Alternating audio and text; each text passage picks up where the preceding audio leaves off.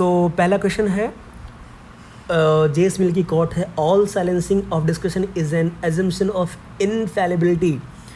इनफैलिबिलिटी का मतलब है कि हम तो गलत हो ही नहीं सकते, that is the assumption. We are making others to by shut your mouth, and when we are doing that we are assuming that our opinion is infallible, हम गलत हैं ही नहीं, ठीक है। सो इस पर्टिकुलर आर्ग्यूमेंट के ऊपर जेस मिल जो कह रहे हैं, we need to explore that, okay. अब let's read your introduction. J.S. Mill is a 19th century British philosopher known for his key work on liberty. He emphasized on the intrinsic value of free expression in a liberal society. ठीक है, अब देखो, J.S. Mill एक utilitarian thinker थे, ये बात हमको पता है। Now link with the key theory utilitarianism, कि भाई when someone is saying something, maybe the person is having truth and that truth is going to beneficial for every single human being in the society at large. So उसकी utility है, उस truth की, उस argument की utility है, even if it is wrong.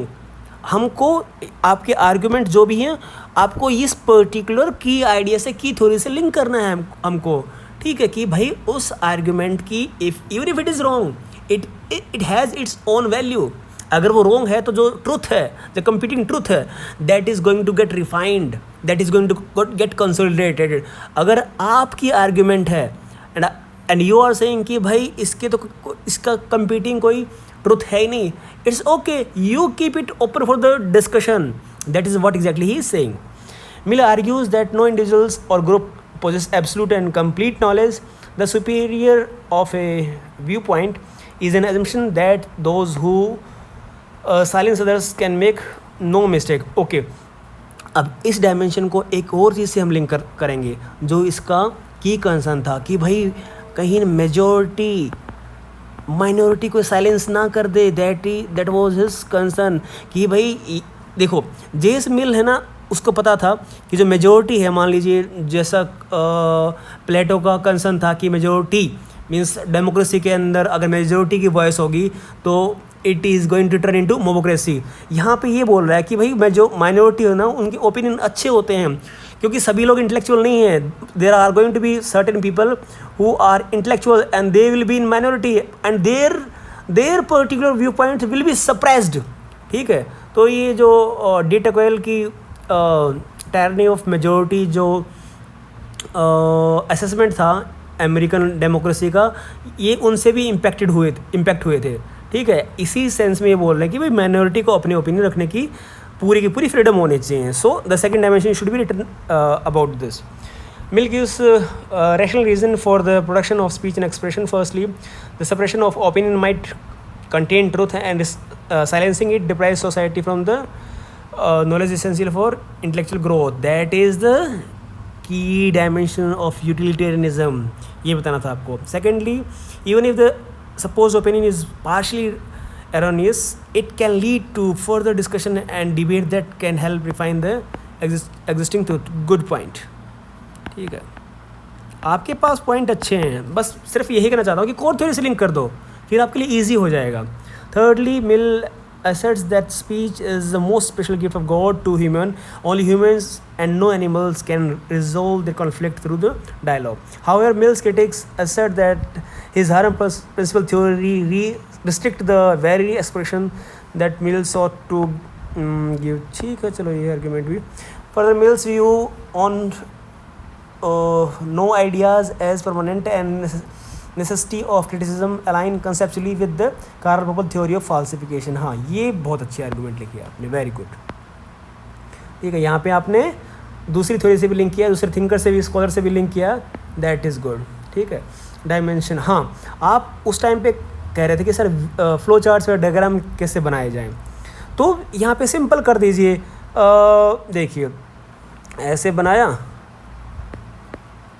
Minority और मेजोरिटेरियनम, ठीक है, और यहाँ पे लिख दीजिए एक इनके व्यू हैं और कंपीटिंग व्यूज़, ठीक है, एंड कुछ बीच में ऐसा कुछ बना के लिख दीजिए भाई truth can be through discussion we can find the truth, ऐसा कुछ बना दीजिए।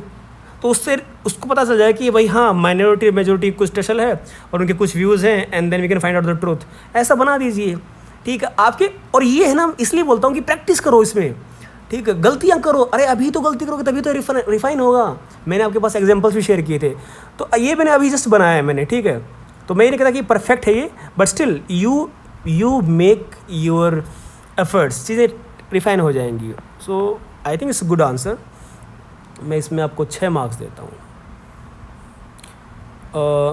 5.5 देना चाहिए था कि फिर भी दे दिया, I don't know, I felt good about it. अब यहाँ पे क्वेश्चन है, the legal subordination of one sex is another is wrong in itself and how one of the now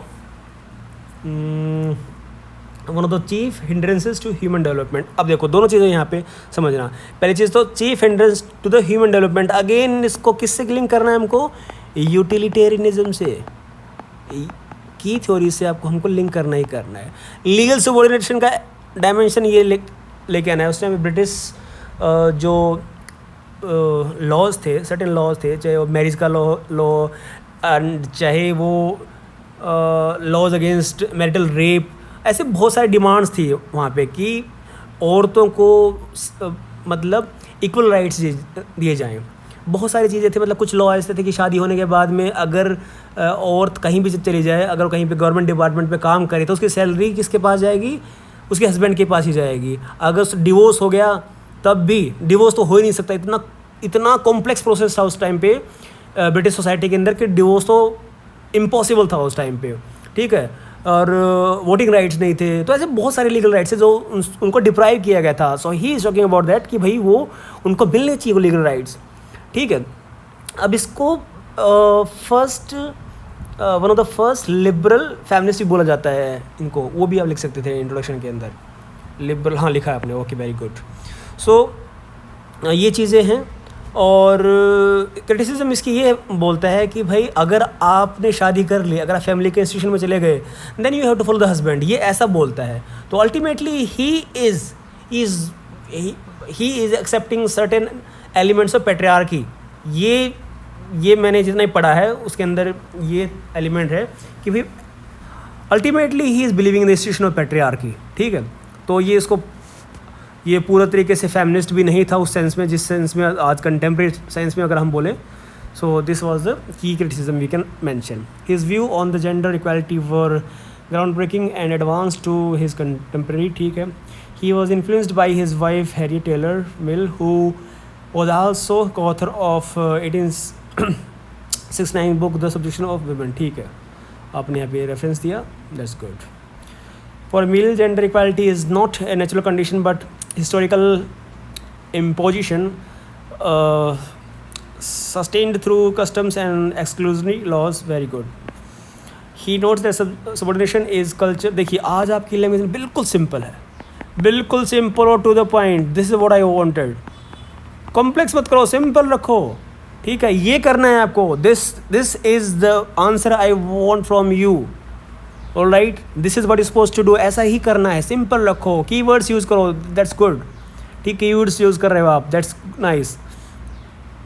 the subjection is wrong in itself because it violates the universal principle of equality. देखो keywords use किया है आपने यहाँ पे। He also championed for the women's suffrage bill in the British parliament. Good. He magnifies the subjugation of women to explain that it is not an individual's problem but the whole society is impacted. This reflect very good. This is what I wanted। यहाँ पे आपने जो की theory है उसको आपने यहाँ पे क्लियरली मेंशन कर दिया। दिस वाज, और लॉजिकल फ्लो आपके आर्ग्यूमेंट्स में वंडरफुल।